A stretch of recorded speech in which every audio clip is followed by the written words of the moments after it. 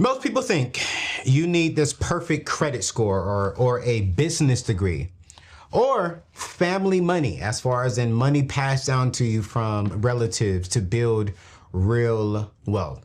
Well, today's guest proves that that is a complete lie, and we all know it is. His name is Early Walker. He started with an $8,000 truck, watch this, that had no heat, no air conditioning, but he had a solid dream and a vision. 10 years later, today he's a millionaire who's transformed the entire community out of the second best city in the world, Chicago. Because we all know DMV is the best. Technically 3 before Chicago, but hey, it is what it is. But here's what makes his story so different, and this is why I asked him to come on to the show. Because he didn't just build wealth, he built a legacy that's literally saving lives and changing generations.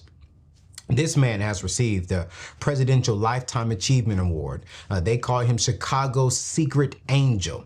He's delivered millions of gallons of clean water to communities in crisis. He's solving murders through his anti-violence initiative. And he did it all starting from a broken down tow truck on Chicago's West Side. Y'all, this is why he's on the show. And you all know I don't have a lot of guests on the show anymore because I'm being very considerate, and I want to be a good steward over the platform that God has allowed me to have. By the end of this conversation, you're going to have the exact blueprint Early used to go from broke to millionaire status, plus the mindset shifts that separates wealth builders from just wealth dreamers. I'm gonna say that again. There's a difference between someone who's actually building wealth and someone who just dreams about wealth. You see, Early Walker is the man. He flew in from Chicago today. And we're going to have a quick conversation. So I need y'all to get your notepads, get your pens, get your paper, share this show. Because we're going to have a real conversation. Early, man, welcome to the show, bro. First and foremost, man, who do I tip for that wonderful intro? Hey, man. You ain't got to tip nothing. I appreciate that, man. Yeah, man, Thank you so much. I appreciate you for coming, man. When your publicist reached out to me and shared your story, I'm good friends with her. Yes. She knows I don't have a whole bunch of guests on my show anymore. And when she reached out to me, man, I had to do some really research and really do some praying. But I love how you're not just teaching wealth. You are impacting a society, a community, yes. Specifically within the Black community. Absolutely. And I just love that. I want to get straight to it because people who are following me and watch this show, these are individuals who want a serious change. Mm-hmm. And Early, I want to go back to the moment you purchased that $8,000 truck that had no heat, no AC, but you had a dream. Mm-hmm. What was going through your head at that moment, and why that? Why did you do an $8,000 truck rather than just going out there and financing a big boy truck that had everything perfect? Why did you make that decision?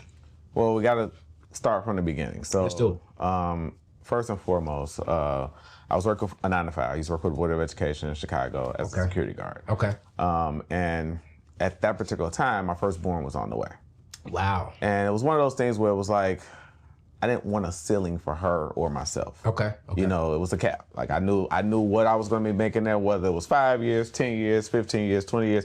I knew what I was going to be making, right? Yeah. And I wanted more for her. Okay. And so that was really my biggest nudge of, deciding that I wanted more. And I decided to walk off, my job. So, and this was against everybody's wishes. I mean, my family was telling me, "What are you doing? You're crazy." Mm-hmm. I mean, people at my job were like, "What are you doing? You're crazy." Were you married at the time? I was not. No, yes, I was. I'm sorry. Okay. I was. First marriage. Yes. First marriage. Yes, okay. My first marriage. I was married at the time, and it was just one of those things where it was like I wanted more for my family. I got a baby on the way. I'm like, what am I doing, right? Mm-hmm. And so, literally, I walked off the job against everybody's wishes. Everybody was like, "No, Early, you're crazy." Mm-hmm. And I went thinking I was going to start a tow truck company, pulled my pension money down.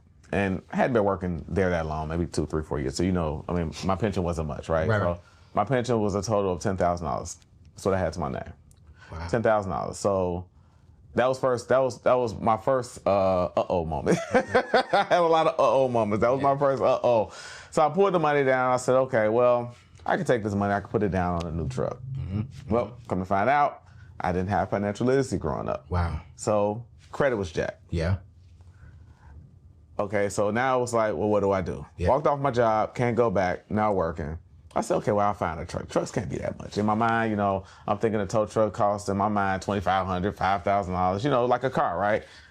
I was wrong. I mean, to get a decent truck at that time, you're talking 60, 70-ish $1,000, right? Wow. So I started looking online, asking people, asking a few of my friends, hey, where can I get a truck from? They're like, how much you got? I got 10 grand. But I don't want to spend the whole 10 grand because, you know, this is my savings, this is it. So literally went looking, found a used, raggedy, Sanford & Son looking truck. And the guy was like, I want $9,500 for it. $9,500, okay. I said, well, look, what can we do? I said, I got $7,500 cash. He said, give me 8, you got a deal. Bought the truck. And this is literally me having no experience in towing. Never towed a car in my life. Never, I mean, this was all faith. This was literally all faith and me basically teaching myself as I went along. I got to ask this question because we talked about the truck and this is great, but why towing? Like what made you look into the towing industry? I had a couple of friends, right, and that's a whole nother story that ended up not becoming friends futuristic because, you know, as you start growing in life, you start losing friends, right? But that's another story. But I had a friend of mine that was doing very well. And so I'll never forget, I asked him, I said, let me ask you something. I said, if I was to quit my job, do you think I could make $100 a day? And he looked at me and he laughed. He said, absolutely. Wow. And in my mind, I'm like, okay, and I know that don't sound like a lot of money, but in my mind, I was nervous about leaving my job. So I just needed some type of assurance that as long as I can make $100 a day, I would be okay. And that's what I told myself. I said, if I make $100 a day, I'll be okay. $3,200 a month? That's $3,200 a month. $3,100 a month. Yeah. 31 days. Yeah. Okay. I mean, that was in my mind. Like, okay, I can at least do something with that, right? And he laughed at me, says, man, you can make that. I said, okay. So, you know, it was me watching him and the money he was making and the movement. And I'm, you know, at that time he was like junking the cars, picking the cars up. If you got an old car, junking the cars, stuff like that. That was like his business, right? And so, you know, I was just like, well, if I can make $100 a day, I'll make it work. Yeah. You know, that was just my mindset. And so, you know, bought the truck, taught myself how to tow, started finding out people who I thought were my friends didn't want to really show me. It was one of those things where it was like they told me they was going to be there for me, but you know how that goes. It's like when you start doing what they're doing, you know, now it's like, all right, well, we ain't friends no more. So I ended up, I mean, a large portion of me ended up learning on my own. And so it was kind of reality setting. I mean, I'm talking about, you know, if you're watching this, I probably messed up your bumpers before. I didn't probably damage. I mean, in the beginning, I was ripping bumpers off. I was, you know, because I was learning on the job, you know. And so one of the things that, you know, caught me off guard too, going back to the truck. So at that time, I only had $2,000 left to my name. Okay. I didn't even factor in that you needed insurance.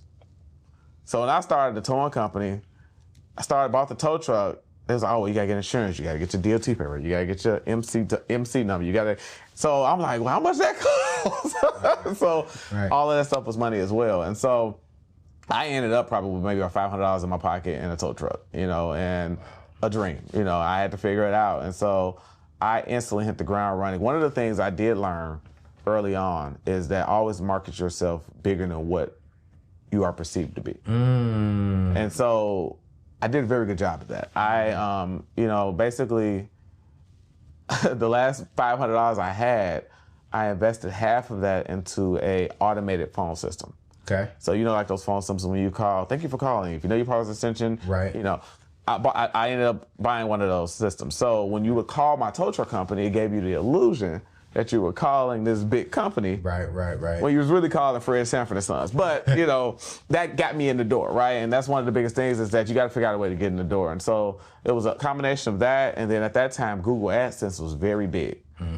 So those two things is what really got me going. I mean, because when you would call, you know, it would be one of those things where you would think you're calling this big tow truck company, and then my prices were low. Like one of the things I started off when I first started towing, I did $50 hollers. That's what I was calling. $50 hollers.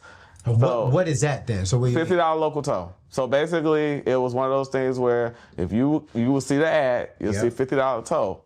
That's gonna make you call. When you call, if you're within a 5-mile radius, your tow was $50. $50. But those $50 added up. I mean, and so I did that as a marketing, you know, I took that as a marketing position, right? So that basically, when you call, I would beat everybody else out. I mean, you got to remember, one of the things in business I always tell people is you have to figure out what makes you different, what makes you unique from everybody else in the industry you're in, right? Well, I had to stand out. Nobody was charging $50 for a tow. So, and so I decided to play the numbers game. Okay. I said, okay, well, if I could do 10 of these a day, You're way past your $100. I'm way past my $100. What's going on, family? Listen, I just saved over $400 on my car insurance in literally 10 minutes. Here's the thing. Most of us are overpaying because we're so loyal to companies that ain't loyal to our wallets. Recently, I partnered with a trusted broker to help my family, you, stop throwing money away by just simply entering in your zip code, answering some few questions, and boom, you have real quotes within real companies within a matter of 60 seconds. No credit checks, none of that spam call. Look, you work hard for your money. Why give more of it away than you have to? I personally used this company back when I was going through my search and it put money back in my pocket. All you have to do is go to anthonyoneal.com/car insurance right now. That's anthonyoneal.com/car insurance. Stop overpaying. Start keeping your money so you can pay off debt and start investing and building your number one asset, which is your wealth. All right? Listen, go to anthonyoneal.com/car insurance and get that quote today. Peace out. So what did you average a day? So when it was all said and done, I had a list of tolls. Notebooks, list of tolls, because what happened, what I found out is that people were willing to wait to save. Yeah. And so they didn't care. They would tell me, listen, as long as they get that before the end of the week.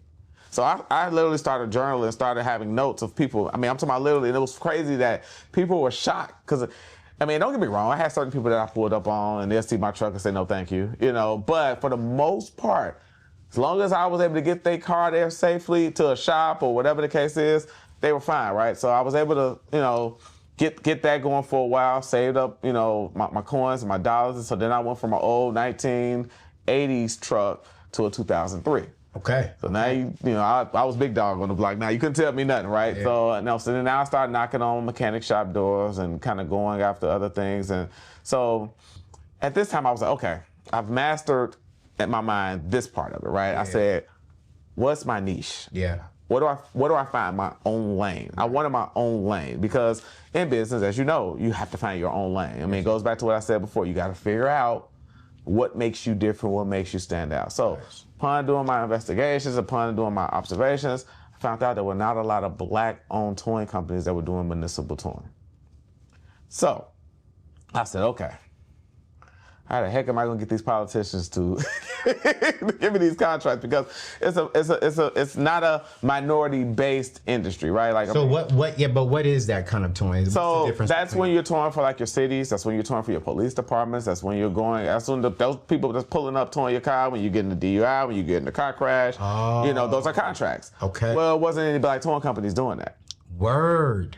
And I didn't even know it was a thing. Honestly, what happened was, I thought they just called regular towing companies, see who's available, but no, they have a contract. And that's exactly what I thought when I first initially, looked into it.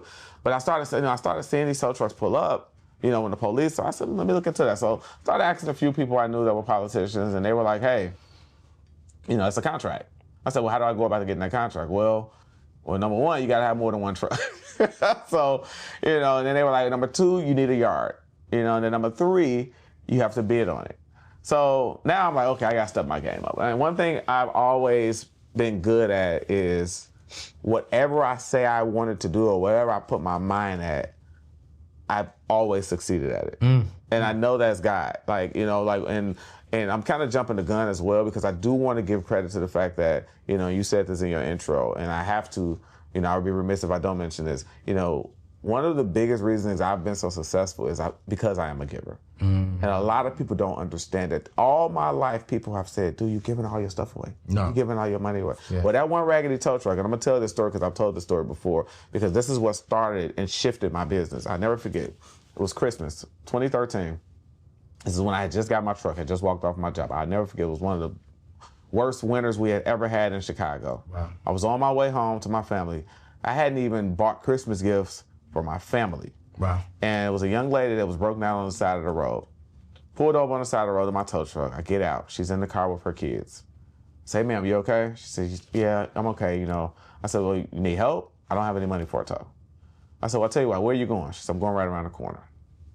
I picked the car up. I said, I'll tell you what, get in the car with me. I'll tow your vehicle for free. She says, thank you so much. This was literally days before Christmas. Kids get in the car. I towed them home, help her out, help them get in the house. I noticed that there's no Christmas tree in the living room.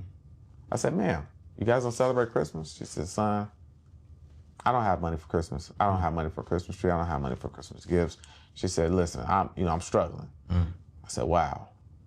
And literally, the money I was going to spend for my own family, I left her, went to Walmart, bought a Christmas tree for the kids, and I picked up a few gifts. I went back, knocked on the door, and I said, Merry Christmas.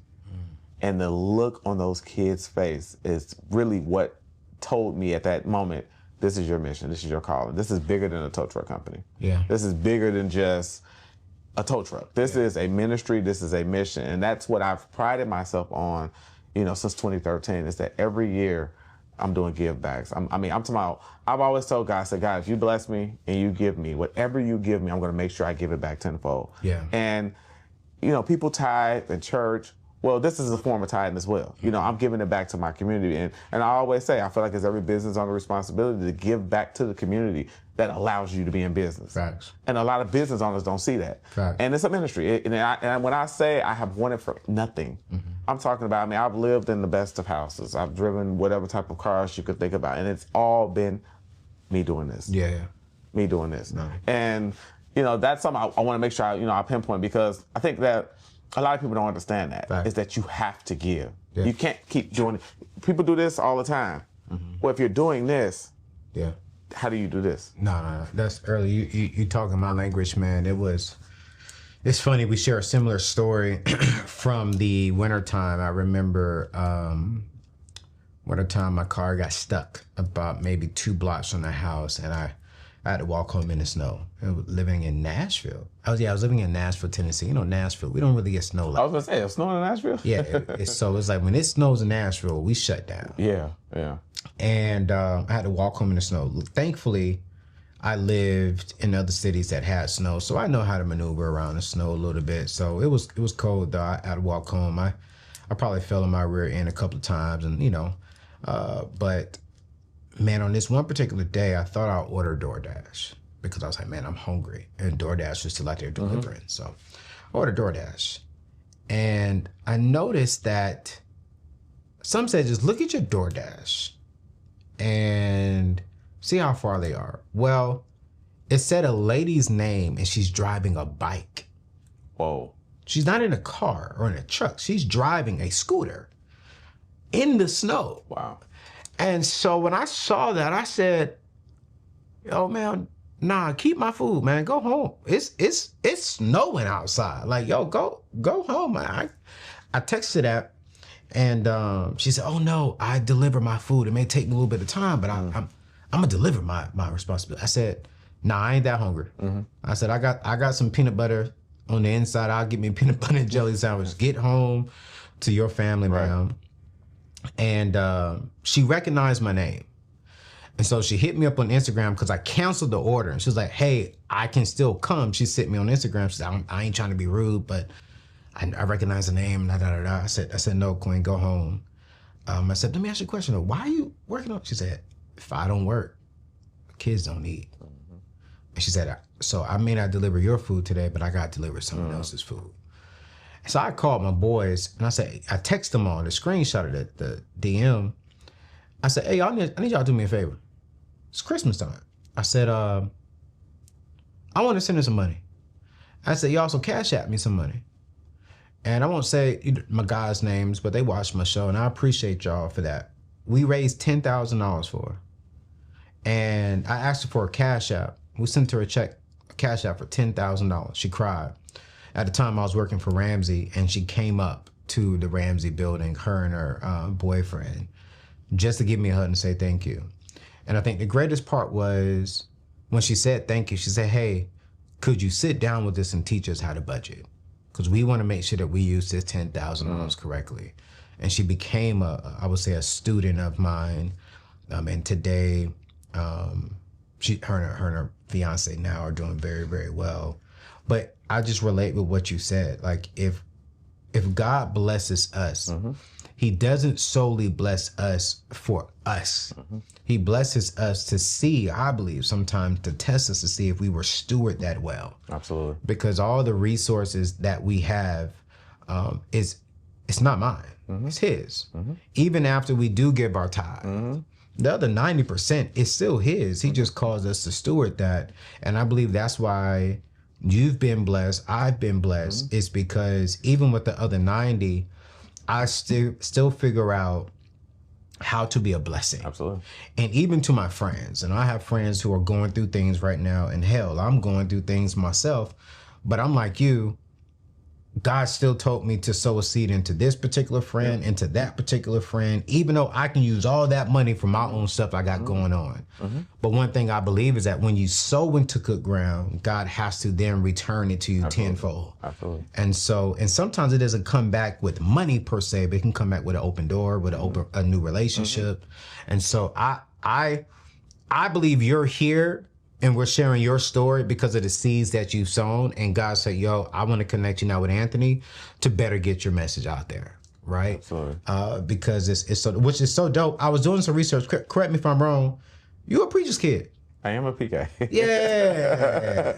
I am a PK. Actually, what's funny about that is that, so that's a large portion of where my giving heart comes from. My dad used to always, every Christmas, before we would exchange any gifts, we were actually not even allowed to exchange gifts on Christmas. Okay. We would go to the Salvation Army, we would feed the needy, he would take us to the jail and actually look at people who were incarcerated who couldn't spend Christmas with their families. Like my dad put that in us at an early age. And look, listen, it's ain't about those gifts. This is Jesus' birthday, and this is what we're gonna do. And forget those gifts. It's not. And he put that in us to the point so much to where gifts didn't mean anything to me. It was about giving back. So yeah, I am a PK. So you know how that goes. Man, listen, I get it. I'm a 2 times PK.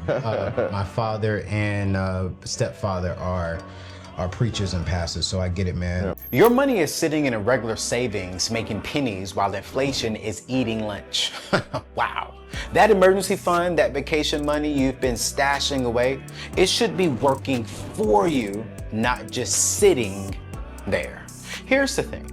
Interest rates change every single month, and most people have no clue they're missing out on some serious money. Every single day, we update our list of high yield savings accounts that are the best so that your money makes more money while you're working, while you're sleeping. We're talking about turning your savings into a wealth building machine. Don't let your hard-earned dollars stay lazy. I want you to visit anthonyoneal.com/savings right now and see which high yield savings account will put the most money back in your pocket today. Listen, go to anthonyoneal.com/savings, choose an account, put your money in there, and I promise you, your future will say thank you for giving us some more money. So did you ever get the contract with the city? So yeah, speeding up, I went out, found a little small yard, worked a deal out with a guy. Okay. Ended up getting a little small contract. Okay. And so after that, I said, okay, I want more. I want bigger.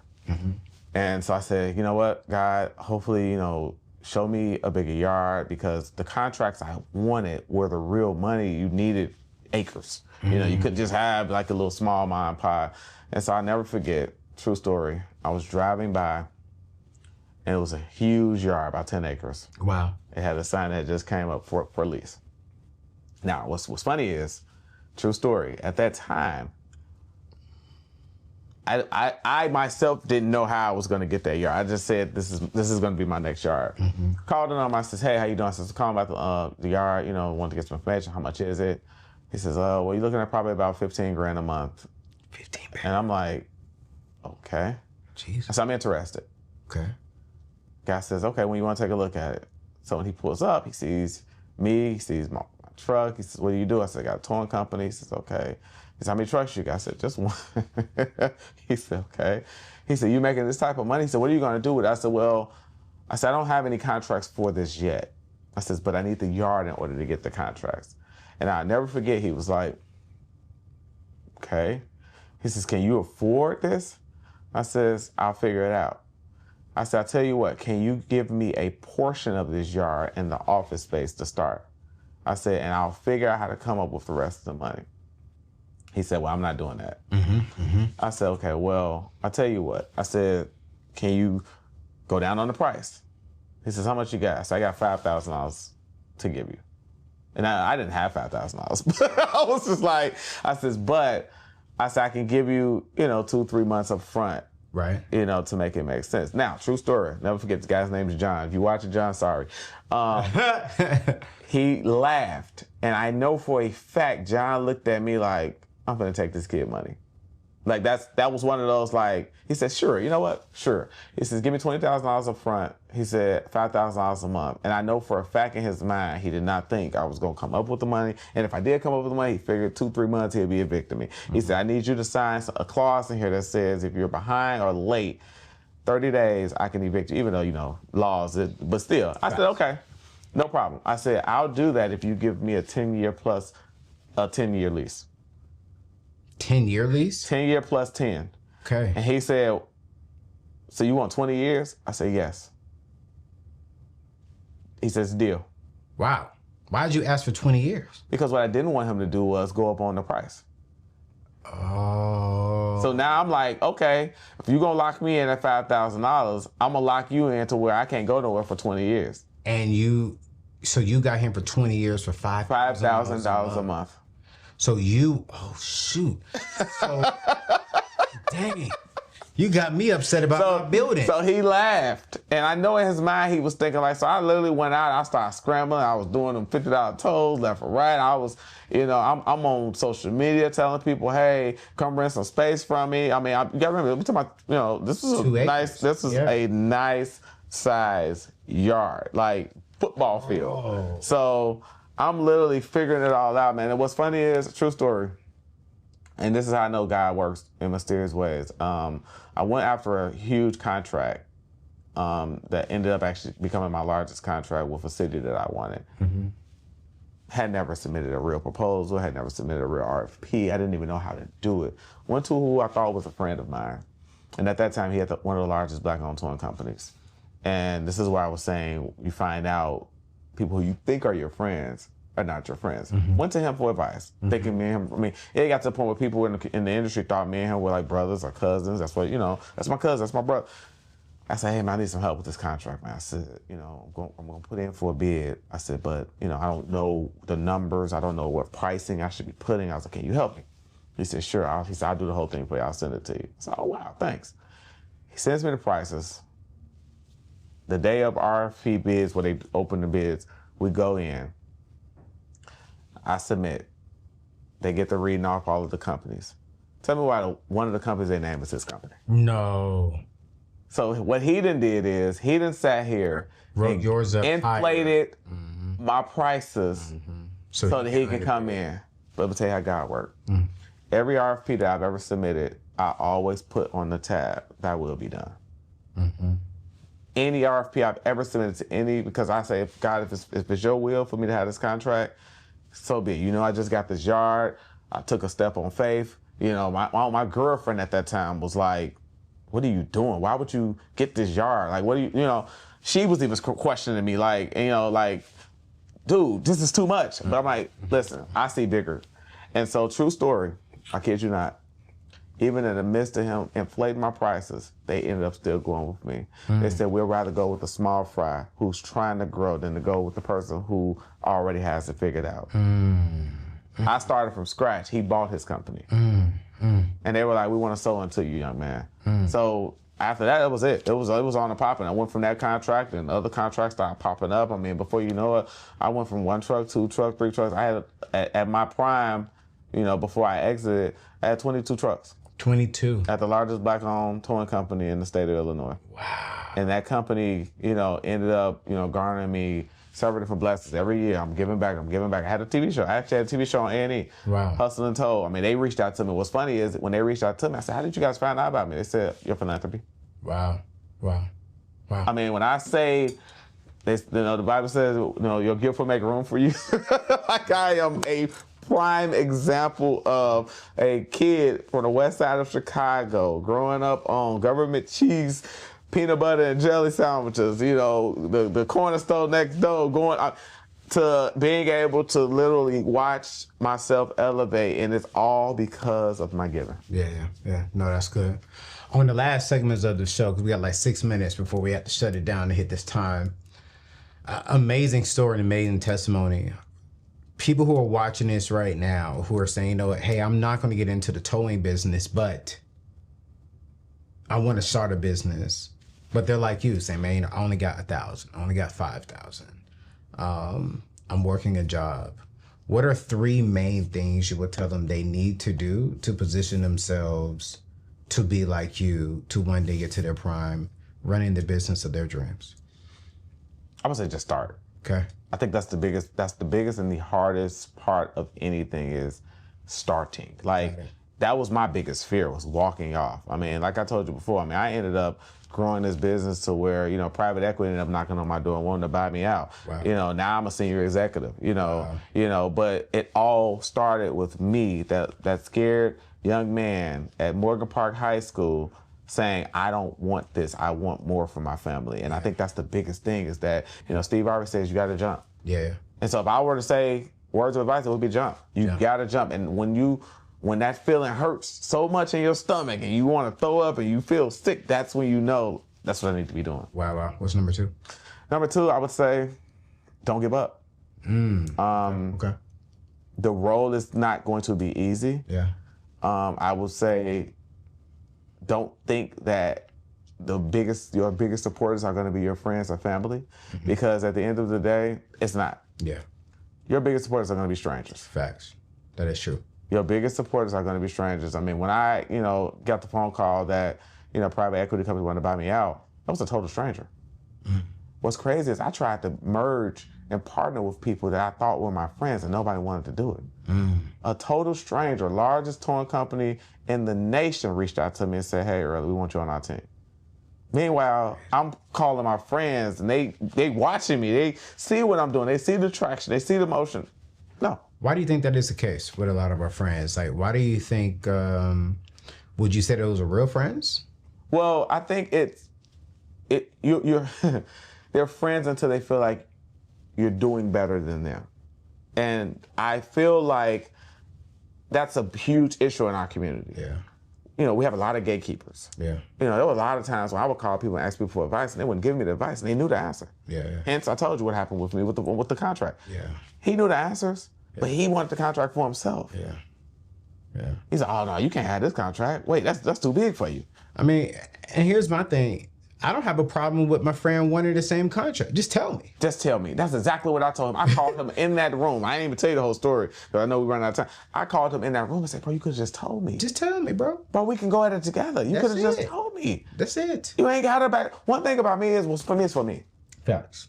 And that's what you have to understand. What's for me is for me. And what I will say, lastly, number 3, is make sure you ask yourself, what am I doing that's standing out from what everybody else is doing that's like me? Oh, good.